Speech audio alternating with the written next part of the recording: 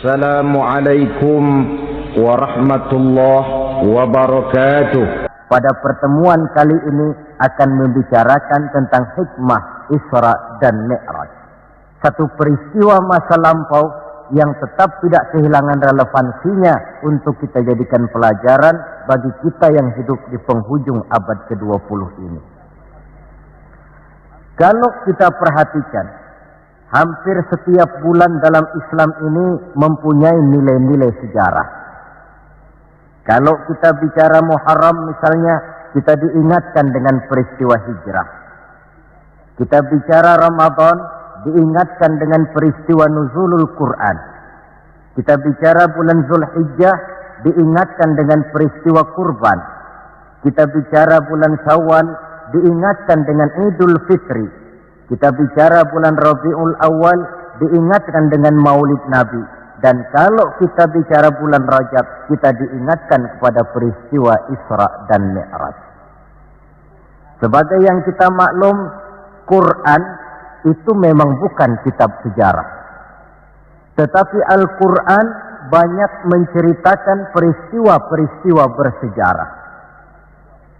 Dan kalau kita perhatikan, gaya bahasa yang digunakan oleh Al-Quran di dalam menceritakan peristiwa-peristiwa bersejarah itu berbeda satu dengan lainnya.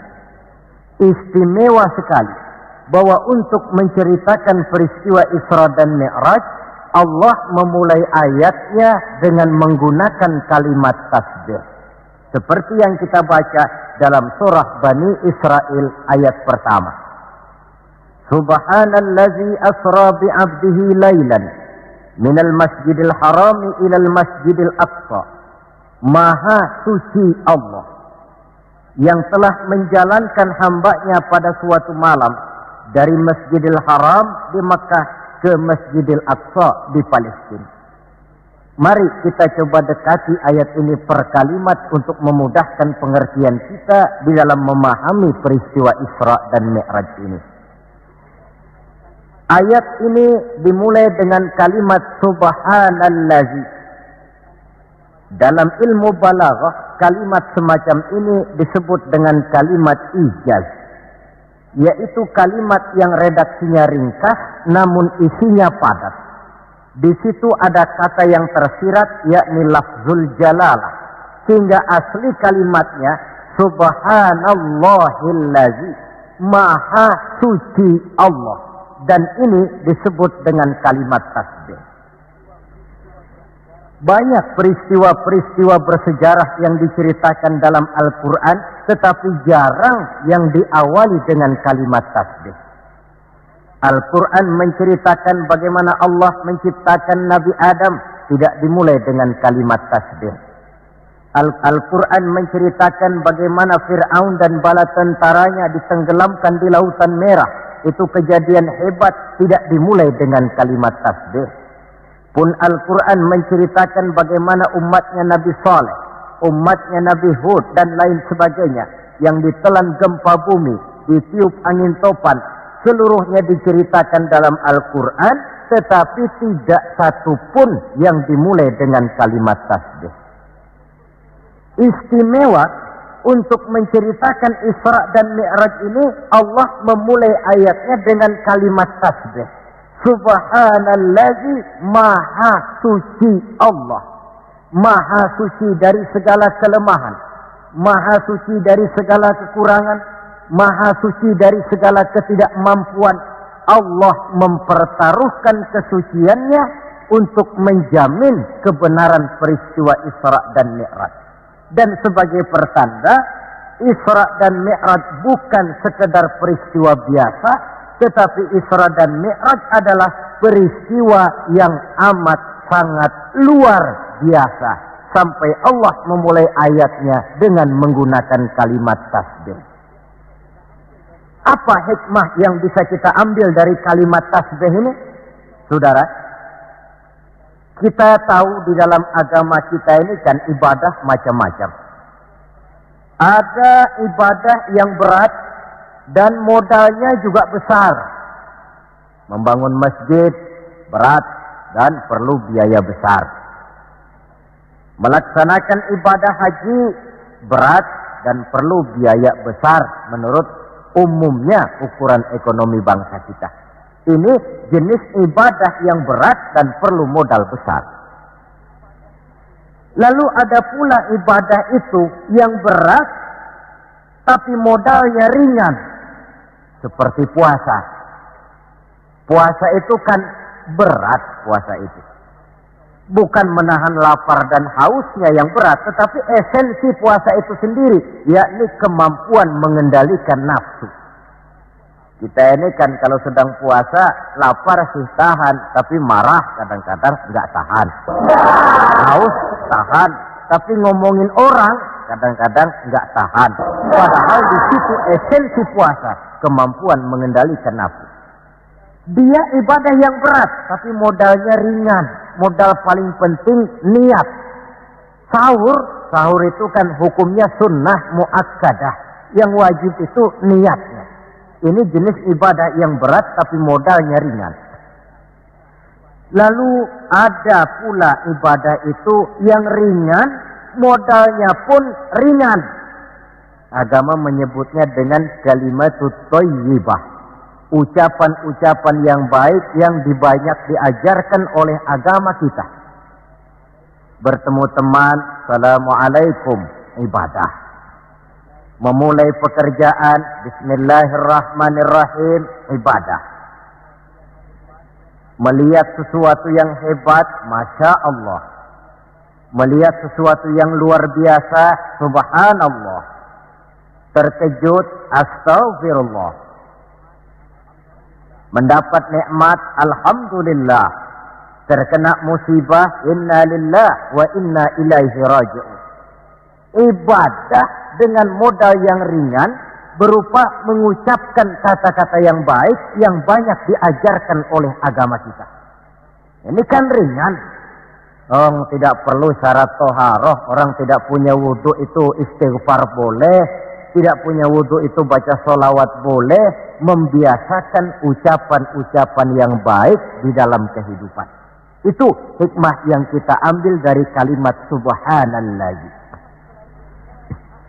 Kalimat selanjutnya asra. Maha suci Allah yang telah menjalankan. Asal kalimat asra ini sara yasiru. Lalu dibentuk dalam bentuk majhul menjadi asra yusri isra'an. Maha suci Allah yang telah menjalankan. Segera nampak dari ayatnya, saudara-saudara, bahwa dalam peristiwa Isra dan Mi'raj itu yang aktif sebenarnya Allah. Nabi pasif. Allah yang menjalankan, Nabi yang dijalankan. Orang dijalanin tentu terima beres, namanya juga dijalanin. Maka tidak heran kalau beliau berangkat dari Mekah, kemudian menuju Masjidil Aqsa di Palestina. Dari sana naik ke langit pertama, 2, 3, 4, 5, 6, 7. Dari sana naik lagi ke Rafraful Akhdar, sampai ke Sidratil Muntaha, sampai di bawah Aras, menerima perintah sholat, melakukan kunjungan ke surga dan neraka, kembali lagi ke Mekah tidak lebih daripada sepertiga malam. Kok bisa ya? Kalimatnya asra. Allah yang menjalankan, Nabi yang dijalani. Tentu saja karena dijalankan, beliau lalu terima beres. Andai kata Rasul berjalan sendiri, terang beliau tidak akan mampu menempuh jarak yang demikian jauh dalam waktu yang relatif singkat.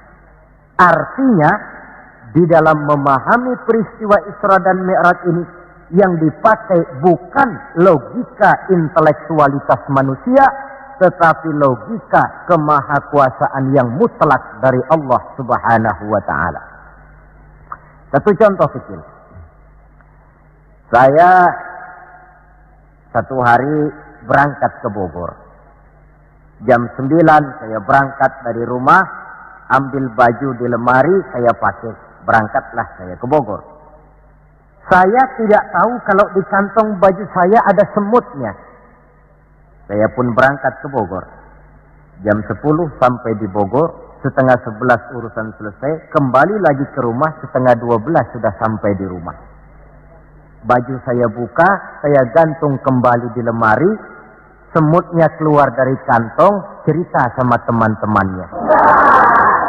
Saudara-saudara bangsa semut, percayalah saya baru saja pulang dari Bogor. Kata temannya, jam berapa kau berangkat? Tadi jam 9. Lalu setengah 12 sudah sampai lagi di sini. Iya. Temannya yang berpikir menurut logika semut mana mungkin percaya. Tentu akan berkata bagaimana mungkin mut. Badanmu begitu kecil, jalanmu begitu lambat. Masa ke Bayoran Bogor jam 9 berangkat, setengah 12 sudah pulang lagi. Temannya tidak tahu semut bukan jalan sendiri, tapi nyempeng di kantong saya. Dahulunya Abu Jahal, Abu Lahab, dan abu-abu lainnya itu mikirnya pakai logika manusia. Ya jelas toh peristiwa ini tidak akan bisa dicernakkan oleh logika. Karena itu kalau sedikit orang mau merenungi ayatnya, tidak terlalu sulit memahami Isra dan Mi'raj. Dia kehendak Allah, bukan kehendaknya Rasulullah Sallallahu Alaihi Wasallam. Ini kalimat Asra.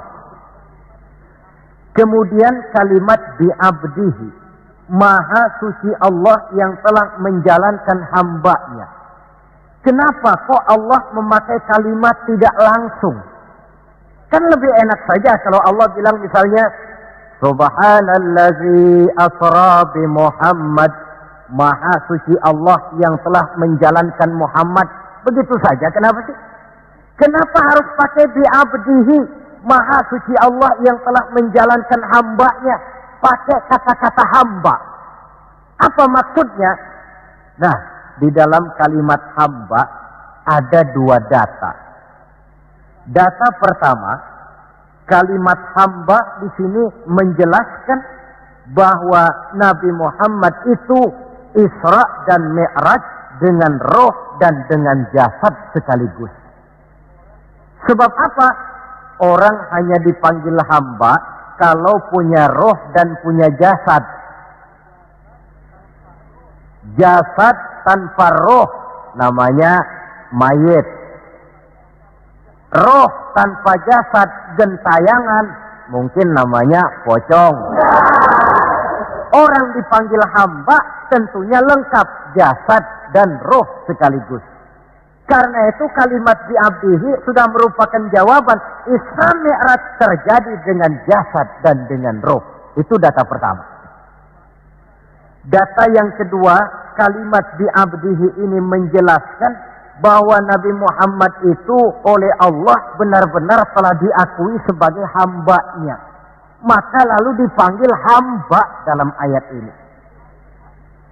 Saudara mungkin lalu bertanya, kalau cuma sekedar urusan itu, apa kita ini bukan hamba Allah? Ya tentu, kita ini hamba Allah. Kata siapa? Kata kita. Kalau kata kita, namanya mengaku. Orang mengaku tentu boleh-boleh saja, namanya ngaku. Cuma diakui atau tidak, ini yang jadi masalah. Saya bisa saja berkata, saya kenal dengan Bapak Presiden. Tapi yang jadi masalah, apakah Bapak Presiden juga kenal dengan saya? Dengan kata lain, kalau kata-kata hamba Allah keluar dari mulut manusia, nilainya murah. Kenapa murah? Sebab itu pengakuan. Tapi kalau keluar dari Allah sendiri, itu yang mahal. Maksudnya bagaimana? Berapa banyak manusia di dalam hidup ini, mulutnya berkata, saya hamba Allah. Tapi perbuatannya membuktikan dia hamba dunia, hamba nafsu, budak jabatan, budak pangkat, budak harta, tidak sesuai antara ucapan dengan perbuatannya. Dari kalimat bi'abdihi ini kita ambil hikmah. Sekali kita menjadi hamba Allah, jangan menghamba kepada yang selain Allah. Sebab syahadat yang kita ucapkan punya konsekuensi. Asyhadu an la ilaha illallah. Saya bersaksi tidak ada Tuhan melainkan Allah. Maka itu berarti saya tidak akan menyembah kecuali hanya kepada Allah. Saya tidak akan pernah takut kecuali hanya kepada Allah. Saya tidak akan pernah minta tolong kecuali hanya kepada Allah. Saya tidak akan menggantungkan hidup kecuali hanya kepada Allah. Saya tidak akan pernah takut kecuali hanya kepada Allah. Konsekuensi yang logis daripada ucapan kalimat syahadat itu. Sekali kita menghamba kepada Allah, jangan menghamba kepada yang selain Allah. Adapun Nabi sebelum dipanggil bi'abdihi dalam ayat ini, kita baca dari sejarah tahun-tahun sebelum beliau dipanggil dengan kalimat bi'abdihi, tahun kelabu, amul huzni dalam sejarah itu, tahun duka cita. Beliau ditinggal oleh paman tercinta Abu Thalib.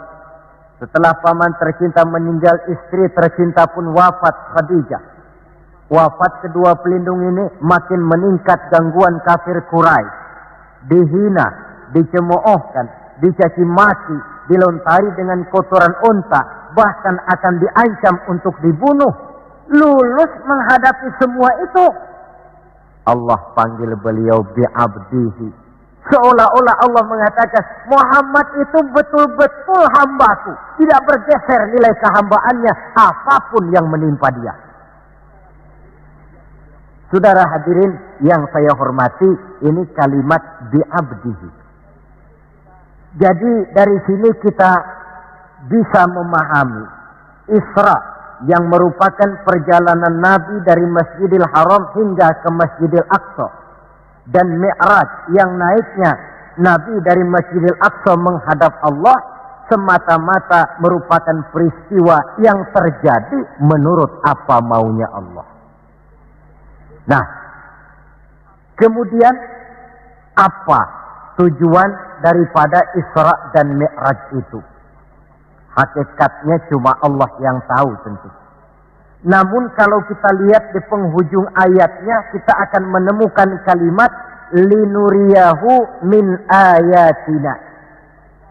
Keseluruhan perjalanan yang ajaib itu, sejak berangkat sampai kembali, tujuannya linuriyahu min ayatina. Untuk kami perlihatkan kepada Nabi Muhammad itu sebagian kecil daripada tanda-tanda kebesaran kami. Untuk disampaikan kepada umatnya dan kemudian menjadi pelajaran di dalam mengarungi kehidupan. Seluruh perjalanan yang dilihat oleh Nabi, seluruh pemandangan yang ditemui di dalam perjalanan, itu merupakan sebagian kecil dari tanda-tanda kebesaran Allah. Dan itu merupakan tampil, contoh pelajaran buat kita yang hidup di zaman sekarang ini. Misalnya, di dalam perjalanan, Rasul melihat ada orang mencakar-cakar mukanya dengan kukunya sendiri. Beliau bertanya, ya Jibril, itu orang macam apa? Jibril yang waktu itu bertindak sebagai bodyguard menjelaskan, Muhammad, itulah contoh daripada umatmu, orang-orang yang suka memburuk-burukan saudaranya sendiri. Ditampilkan bagaikan orang yang mencakar mukanya sendiri. Sebab muslim ini bersaudara seperti satu tubuh. Jikalau yang satu sakit, yang lain akan ikut merasakan sakit. Jikalau satu terinjak, yang lain merasakan akibatnya. Ibu jari tersandung batu, mulut akan berkata aduh, air mata akan keluar, kepala mungkin akan ikut pusing, dan itu refleks tanpa harus menunggu undangan. Orang yang memburuk-burukan saudaranya sendiri, hakikatnya mencakar mukanya sendiri. Bak kata pepatah, menepuk air di dulang, terpercik muka sendiri. Lalu beliau melihat pula ada orang dipotong lidahnya. Kata malaikat Jibril, Muhammad, itu tamsil daripada umatmu, orang-orang yang suka mengumpat, para pembuat fitnah, tukang bikin gosip dan menjelek-jelekan orang lain. Maka lidahnya akan dipotong sedemikian rupa. Lalu beliau melihat pula dalam perjalanan Ada orang memikul kayu, sudah cukup berat, rengkek dia membawa beban yang cukup berat itu. Anehnya malah, beban yang sudah cukup berat itu bukan dikurangi, malah ditambahi. Makin berat, makin ditambah, makin berat, makin ditambah. Sampai Nabi heran dan tanya, Jibril apa lagi kalau ini? Nah Muhammad, ini tampil daripada umatmu, orang-orang yang dipercayakan untuk memikul satu amanah, tetapi amanah yang satu belum dia laksanakan, sudah diterima amanah yang lain. Akhirnya bertumpuk-tumpuk di pundaknya amanah-amanah yang harus disampaikan. Orang yang terlalu banyak jabatan, tetapi kemudian ternyata tidak mampu melaksanakan tugasnya. Tapi dikasih jabatan baru, mau lagi. Dikasih yang baru, mau lagi. Soal mampu of tidak, soal nomor 2, yang penting punya jabatan. Orang yang di dalam menerima suatu pekerjaan tidak pernah mengukur dengan batas kemampuan yang dimilikinya. Lalu beliau melihat pula ada sekelompok orang menanam. Hari itu dia menanam, hari itu juga tumbuh, hari itu juga keluar buahnya. Diketamnya, lalu tumbuh lagi gantinya. Tiap kali diketam, tiap kali keluar buahnya.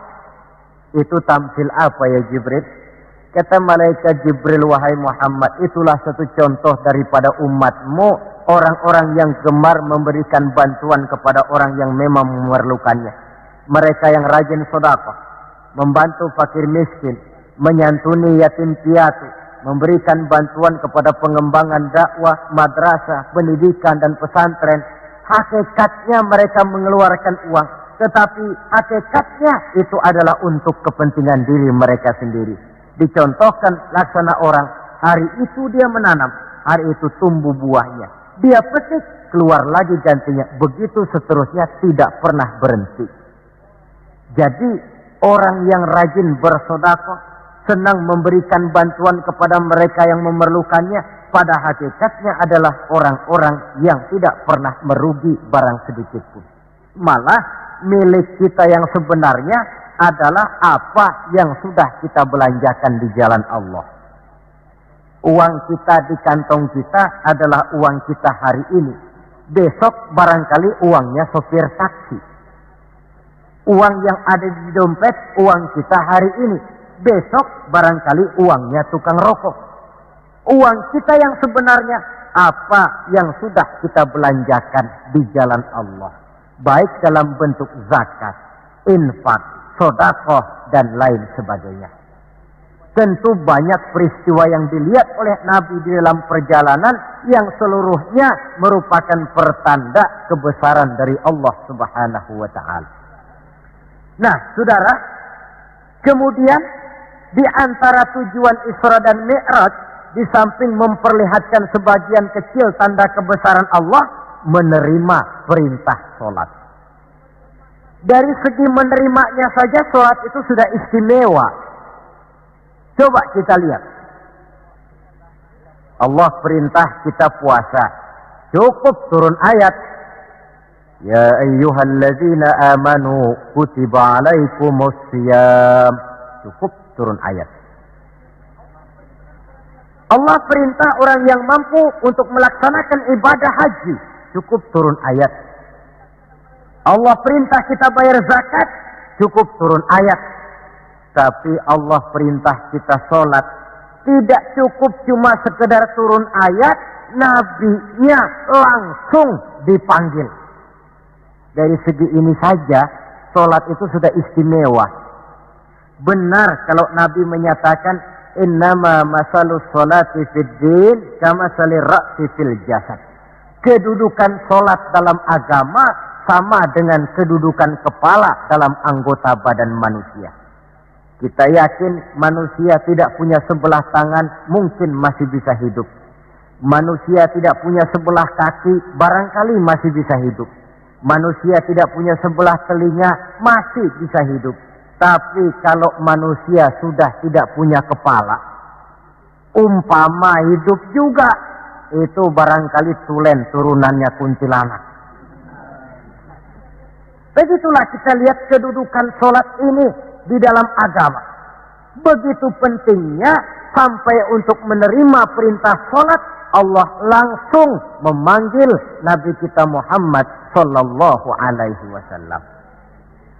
Saudara hadirin yang saya hormati, apa sih sebenarnya perlunya kita sholat itu? Tidak untuk menggembirakan Allah. Se-ASEAN orang tidak ada yang sholat, Allah tidak akan pensiun.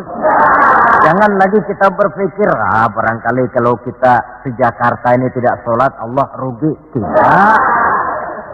Tidak usahlah se-Jakarta, se-ASEAN lah. Tidak ada orang yang sholat. Allah tetap Allah. Sebab ia menjadi Allah, tidak ada ketergantungannya kepada manusia. Ia tidak pernah mengambil manfaat daripada perbuatan manusia. Sholat yang diperintahkan kepada kita, manfaatnya akan kembali kepada kita. Apa sih manfaat sholat itu dalam hidup ini? Untuk menjawab apa manfaat sholat, coba kita lihat. Ayat yang memerintahkan sholat itu selalu oleh Allah dimulai dengan kata aqimis sholat. Tidak ada i'malis sholat, if'alis sholat. Tidak. Mesti aqimis sholat. Dirikan sholat. Bukan kerjakan. Tapi dirikan. Maaf saudara. Mungkin di antara kita sudah banyak yang mengerjakan sholat. Tapi belum banyak yang mendirikan sholat. Apa bedanya Pak mengerjakan sholat dengan mendirikan sholat itu? Kalau mengerjakan sholat itu cuma asal sekedar gugur kewajiban. Kadang-kadang keluar sholat Jumat nukar sendal. Mentang-mentang khotibnya khutbah, saudara-saudara kaum muslimin, ambillah yang baik, tinggalkan yang buruk. Lalu keluar praktek. Padahal sholat, di situ kita lihat bahwa orang macam ini sebenarnya hanya sekedar baru mengerjakan sholat, belum mendirikan sholat. Padahal agama menuntut kita dirikan sholat. Apa pengertian mendirikan sholat itu? Mendirikan sholat artinya mengerjakan sholat dengan betul, cukup syarat rukunnya, selesai sholat, ajaran sholat diterjemahkan di luar sholat. Itu artinya mendirikan sholat. Jadi ada istimrar, kontinuitas, kesinambungan kata orang sekarang. Pada waktu dia mengerjakan sholat kelihatan khusyuknya. Setelah selesai dia sholat, kembali ke masyarakat, kembali ke tempat tugas, ajaran sholat diterjemahkan di sana. Nah, saudara hadirin, apa ajaran sholat yang harus kita terjemahkan dalam hidup, yang artinya ini merupakan manfaat daripada sholat? Pertama, sholat mengajarkan kita satu sifat yang disebut rendah hati, at-tawadhu. Rendah hati bagaimana? Anggota badan kita yang paling kita hormatikan kepala. Kalau bergurau dengan teman, dipukulnya tangan kita, masih senyum kita. Dipegangnya kaki, masih senyum kita. Tapi kalau sudah kepala, namun kepala yang begini kita hormati, manakala sujud di hadapan Allah, sama rendahnya dengan telapak kaki kita. Allahu Akbar. Selesai sholat, kembali ke masyarakat, sombongnya hilang. Ini mendirikan sholat. Sebab apa? Dia tahu orang sombong itu Allah tidak senang. Iblis diusir dari sorga itu kan cuma karena sombong. Diperintah sujud kepada Nabi Adam, dia tidak mau. Allah tanya iblis, kenapa kau tidak mau? Ini kan perintahku, kata Allah. Iblis dengan sombongnya menjawab, wahai Allah, saya akan diciptakan dari api, Adam kan dari tanah. Unsur api lebih mulia daripada unsur tanah.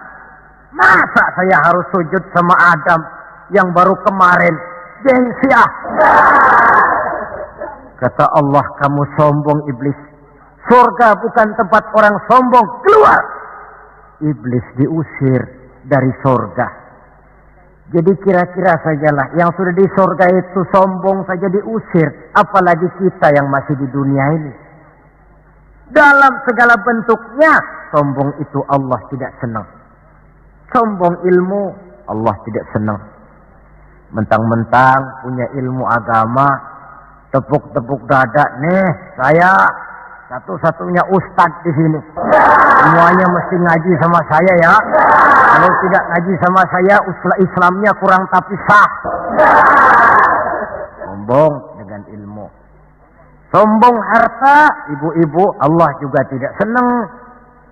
Sombong pangkat pun demikian juga, yang wajar-wajar sajalah kita dalam hidup. Tawadhu. Yang kedua, sholat mengajarkan kita untuk ikhlas. Berbuat tanpa pamrih. Kalau sudah Allahu Akbar, itu sudah karena Allah. Orang mau puji atau tidak, mau tahu atau tidak, mau dengar atau tidak, yang penting Allah. Tertanam keikhlasan. Bagaimana orang yang ikhlas dalam berbuat itu? Maaf. Orang yang ikhlas dalam berbuat itu seperti orang buang air besar. Saudara, kalau saya tanya, pagi-pagi buang air besar itu ikhlas apa tidak? Walaupun malam saudara habis makan enak, sate, opor ayam, buahnya anggur, apel, besok pagi dibuang, ikhlas. Tidak pernah ditengok-tengokin. Begitu jatuh lalu dilihat, ini jangan-jangan satenya ini, tidak. Sudah jatuh ya sudah, kurelakan di kau pergi. Berbuat tanpa pamrih, yang penting Allah. Ini mendirikan sholat. Yang ketiga, ini saya kira yang banyak dicari orang sekarang. Sholat itu memberikan ketenangan dalam hidup. Ketenangan bagaimana? Kita manusia hidup ini kan punya ambisi dan emosi. Yang orang lain punya, kita kepengen. Yang orang lain bisa, kita kepengen. Itu wajar, namanya manusia mesti punya emosi. Tapi emosi yang membludak tanpa dinetralisir akan bisa menimbulkan psikosomatik. Di mana manusia disiksa oleh perasaannya sendiri. Cobalah. Kadang-kadang dia lihat tetangganya beli televisi berwarna. Tetangga yang sebelah meriang. Enggak diapa-apain, meriang. Tetangganya malah makin kaya, besok beli kulkas. Wah, dia makin gawat, opnam, masuk rumah sakit. Di rumah sakit dapat kabar tetangganya beli mobil, wah mati dia. Disiksa oleh perasaannya sendiri. Orang yang sholat lain. Jam 11 siang lihat tetangga bawa TV berwarna baru. Temperatur naik, panas, wajar.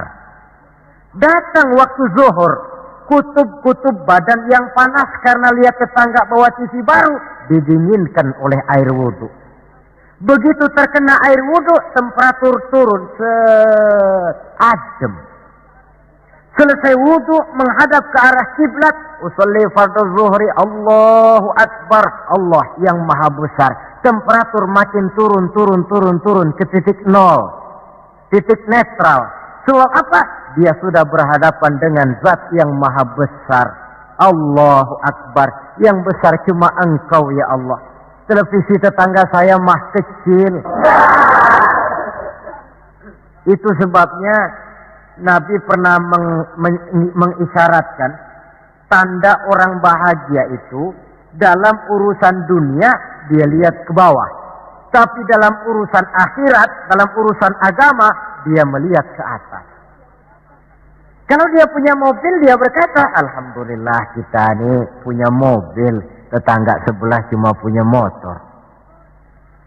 Kata yang punya motor, Alhamdulillah punya motor, tetangga sebelah cuma sepeda aja kemana-mana.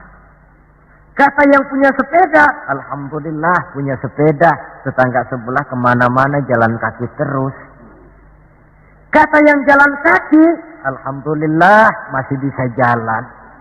Tetangga sebelah lumpuh bertahun-tahun nggak kemana-mana. Kata yang lumpuh, alhamdulillah masih hidup.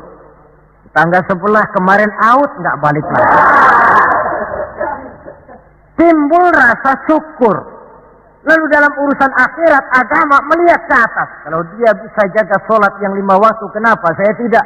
Kalau dia bisa baca Quran, kenapa saya tidak? Kalau dia walaupun hidup sederhana berani membantu pembangunan masjid, musola, madrasah, kenapa saya yang lebih kaya tidak?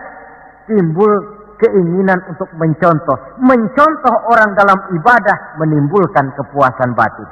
Sebaliknya, mencontoh orang dalam urusan harta menimbulkan rasa penasaran, hasud, dengki, tidak senang melihat orang lain mendapat nikmat, dan paling akhir disiksa oleh perasaannya sendiri.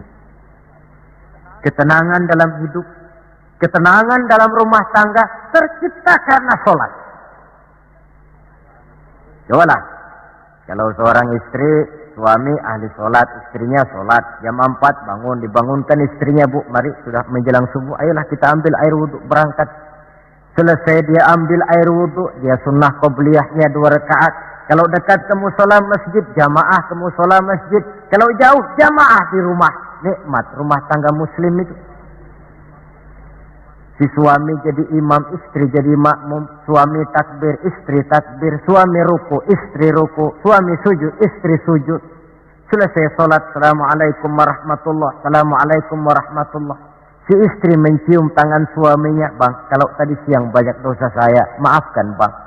Nikmat rumah tangga muslim tercipta karena sholat. Suatu hari bertengkar, cang ceng cong hang heng hong, ribut suami. Datang waktu zuhur, kata suaminya, bu, waktu zuhur sudah datang.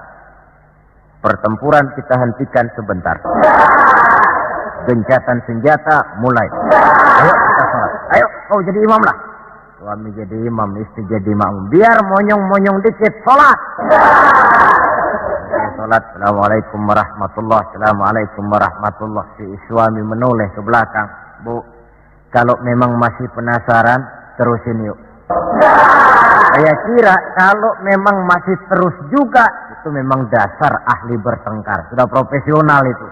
Pakai sholat juga tidak mempan, bagaimana pula dengan yang lain. Sholat membawa ketenangan dalam hidup pribadi, berumah tangga, bahkan bermasyarakat sampai kepada bernegara. Inilah makna inna sholata tanha anil fahsya'i wal munkar. Sholat yang didirikan dengan betul mampu mencegah manusia daripada perbuatan yang keji dan munkar. Saudara hadirin yang saya hormati, dengan demikian maka sholat adalah keperluan kita, bukan keperluannya Allah. Dan waktunya sudah diukur sedemikian rupa. Coba lihat, antara subuh dengan zuhur itu intervalnya panjang. Sebab apa? Allah juga tahu di situ jam-jam sibuk. Pegawai di kantor, petani di ladang, di sawah, pedagang di pasar, maka di situ tidak ada sholat kecuali sholat sunnah. Bekerja kita dari pagi sampai siang sampai udara panas, timbul stres. Datang refreshing, istirahatlah, jangan diporsir, ademi dengan wudhu, lalu sholat zuhur. Selesai sholat zuhur, kembali lagi ke tempat tugas. Antara zuhur dengan asar, intervalnya lebih pendek. Sebab apa? Dalam udara panas, kerja cepat melelahkan. Maghrib dengan isya, intervalnya lebih pendek lagi. Sebab apa? Sudah masuk malam, sebagian besar kejahatan justru terjadi pada waktu malam. Antara isya dengan subuh, intervalnya memang panjang. Tapi di sana ada terminal kontrol cadangan yang disebut tahajud, hajat, dan sebagainya.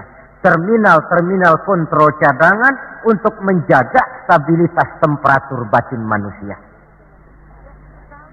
Jadi dengan demikian, kalau diabaikan, kerugian untuk manusia sendiri. Sebab hakikatnya Allah tidak pernah mengambil manfaat daripada amal dan perbuatan manusia itu. Nah, saudara-saudara, dari uraian yang singkat ini, kita ambil beberapa kesimpulan. Pertama, Isra dan Mi'raj adalah maunya Allah. Kita manusia punya kemauan, Allah juga punya kemauan. Kalau kemauan kita sesuai dengan kemauan Allah, tentu jadi. Kalau tidak, ya tidak. Maunya Allah yang jadi, bukan maunya kita. Nah, agar mau kita dimaui Allah, caranya bagaimana? Mudah saja. Ikuti apa maunya Allah, nanti dia ikuti maunya kita. Dekati Allah, nanti dia dekat dengan kita. Kalau dekat, fasilitas tentu dikasih. Kalau kita dekat sama lurah saja kadang-kadang dapat fasilitas kan. Dekat dengan orang-orang tertentu bisa mendapat fasilitas. Dekat dengan Allah, demikian juga adanya. Sarana komunikasi yang paling efektif untuk mendekati Allah, sholat adanya. Yang kedua, seluruh kejadian dalam alam hanya bisa terjadi karena dua proses. Pertama yang disebut proses kauniyah, yaitu seluruh kejadian yang terikat oleh hukum kausal, hukum sebab akibat. Kalau begini, mesti begitu. Kejadian seperti ini bisa diperhitungkan, dapat diperkirakan, dan bisa dianalisa. Tapi ada kejadian lain yang disebut proses rabbaniyah. Kejadian yang terjadi menurut apa maunya Allah dan tidak tunduk kepada manusia, kepada hukum kausal. Contoh, kalau ada anak kecil, logika kita akan lalu mikir, ini ada anak kecil, mesti ada bapaknya, mesti ada ibunya. Ibu bapak sebab anak akibat, itu proses kausal. Tapi kalau Allah yang mau, tidak mesti. Nabi Adam, ibu tidak ada, awak bapak tidak ada, Allah mau, jadi. Tidak bisa diselidiki secara eksat. Bagaimana ya proses terjadinya Nabi Adam secara antropologi budaya? Buntu. Nabi Isa, ibu ada, bapak tidak ada, Allah mau, jadi. Tidak bisa diselidiki secara medis. Bagaimana ya menurut ilmu kedokteran, kok Siti Maryam bisa hamil padahal dia tidak punya suami? Mukjizat. Maryam hamil tanpa suami, Allah yang mau. Cuma tentu agak kita sesalkan bahwa di zaman sekarang ini rupanya banyak juga perempuan-perempuan tidak mau kalah dengan Siti Maryam ini. Ini barangkali termasuk mukjizat abad 20. Saudara-saudara, otoritas intelektual perlu, tapi tidak bisa mentargetkan. Beberapa tahun yang lalu, Direktorat Vulkanologi itu sibuk mengawasi 2 buah gunung berapi yang dianggap bahaya kelas 1 dan setiap saat bisa meletus. Sore, pagi, siang, malam diawasi. Merapi di Jawa Tengah dan Anak Krakatau di Selat Sunda. Apa yang kemudian terjadi? Yang diawasi tenang-tenang saja. Yang tidak diawasi malah batuk-batuk. Galunggung. Begitu galunggung meletus, komentar macam-macam. Kata Direktorat Vulkanologi, oh itu kan gejala alamiah. Gejala alamiah.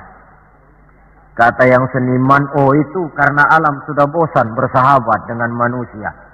Macam-macamlah komentar. Tapi satu hal yang jelas, otoritas intelektual manusia itu harus sadar akan kelemahan keterbatasannya. Janganlah karena terlalu memuja otak sampai kita lupa kepada yang bikin otak. Sebab bagaimanapun jeniusnya otak manusia, yang bikin otak tentu lebih jenius lagi. Kita kagum dengan otak manusia, tapi kadang-kadang kita lupa dengan sang pembuat otak. Isra Mi'raj, proses Rabbaniyah. Allah yang mau, bukan Nabi Muhammad yang mau. Api, kalau menurut kita kan api itu panas, membakar. Kalau menurut Allah tidak, api itu netral. Netral bagaimana? Terserah maunya Allah. Kalau dia mau api panas, ya panas. Kalau tidak, ya tidak. Panas dan tidaknya bukan untuk manusia, bukan untuk Allah, tetapi untuk manusia.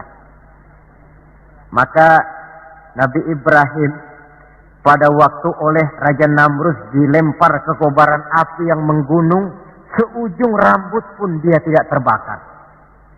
Sebab apa?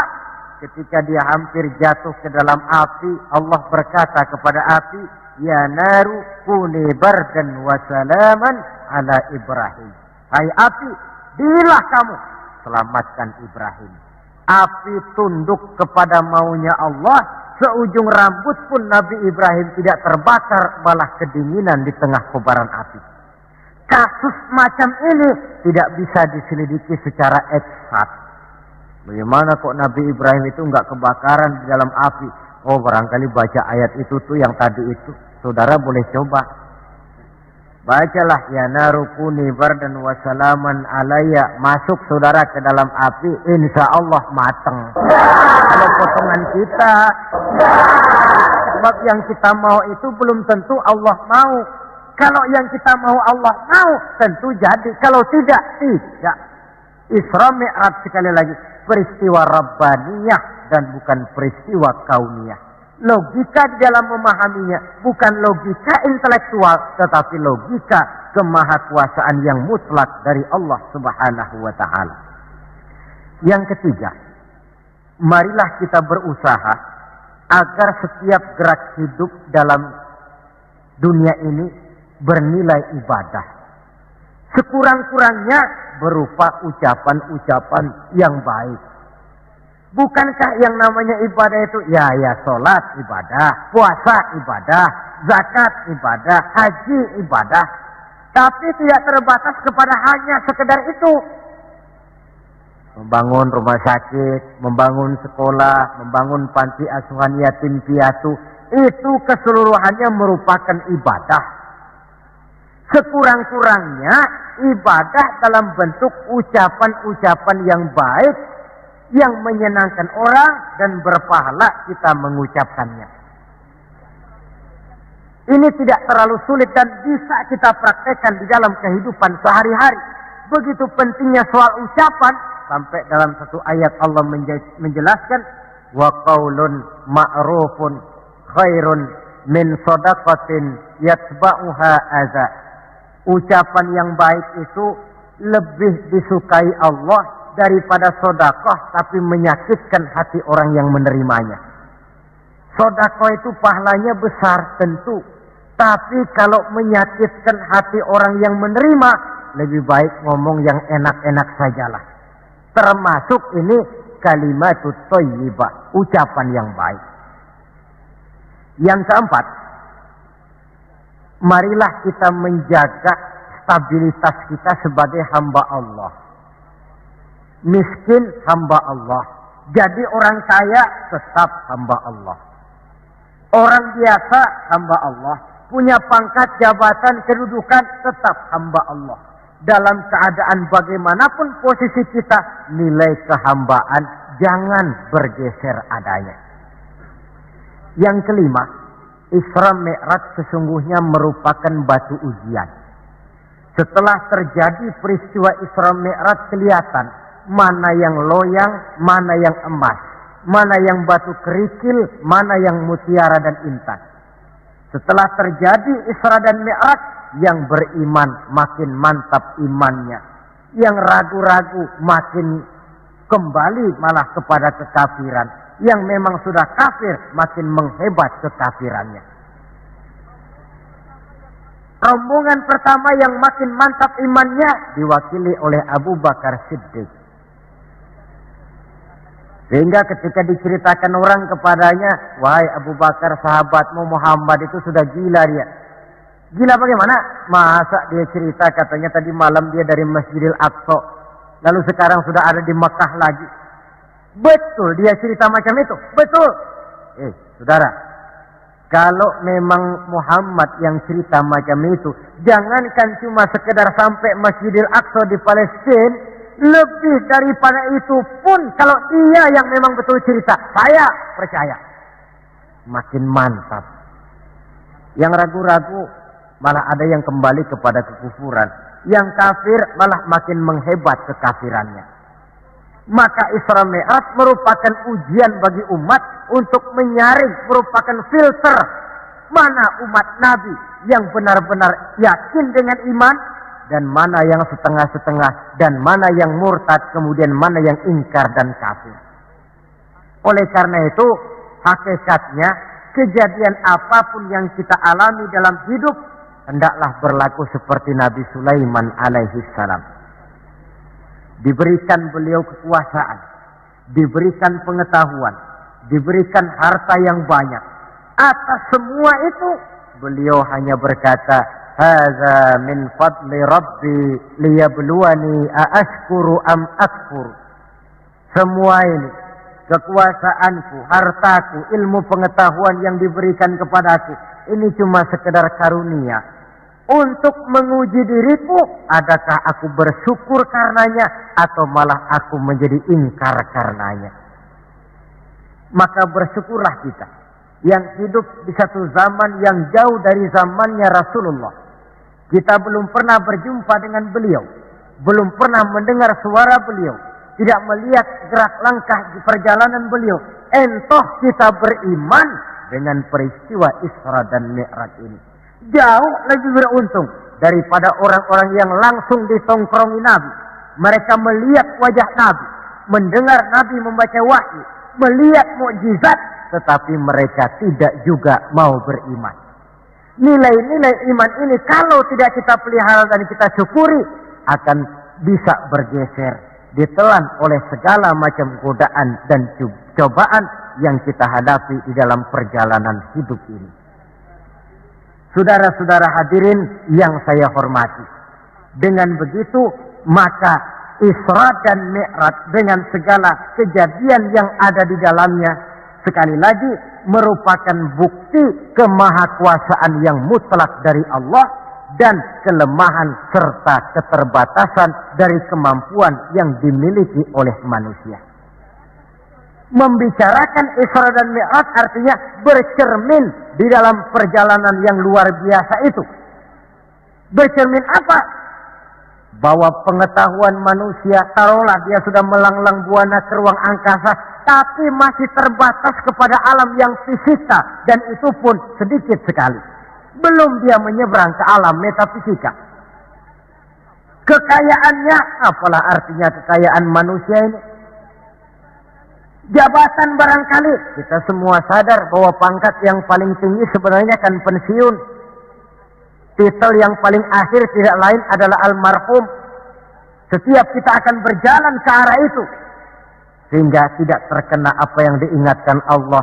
Kalla innal insana la yatgha ar-ra'ahu istaghna.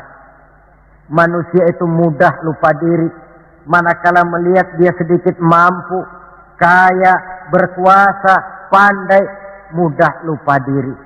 Cobalah lihat berapa banyak orang-orang yang tadinya sudah adil, berjuang menegakkan keadilan, namun di tengah jalan dia bisa berbalik meluncur menjadi orang yang justru menginjak-injak keadilan itu sendiri.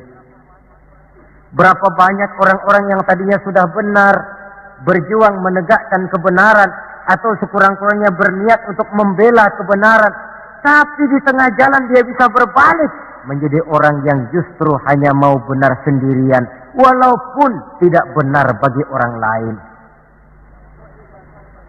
Wa idza massal insana durru da'ana li janbihi aw qa'idan aw qa'ima falamma kashafna anhu durrahu marra ka'an lam yad'una ila durrin massahu.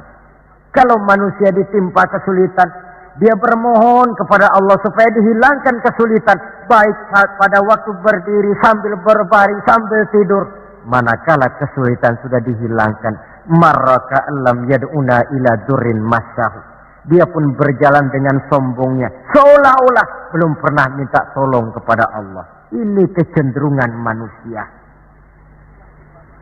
Itulah sebabnya yang terakhir sekali dari pembicaraan kita kali ini, puncak kebahagiaan seorang muslim tidak lain adalah bertemu Allah. Bagaimanapun nikmatnya masuk surga, kalau diukur dengan bertemu Allah, masih jauh lebih nikmat bertemu Allah. Nabi di puncak perjalanan Mi'raj bertemu Allah. tapi pertemuan itu diawali dengan berbagai macam cobaan, ujian, fitnahan, sampai kepada ancaman akan dibunuh. Paling akhir beliau mendapat perkenan bertemu Allah, puncak kebahagiaan hidup yang belum pernah diberikan kepada seorang pun manusia, baik sebelum atau sesudah beliau. Jadi begitulah seperti pepatah bilang, habis gelap mesti terbit terang.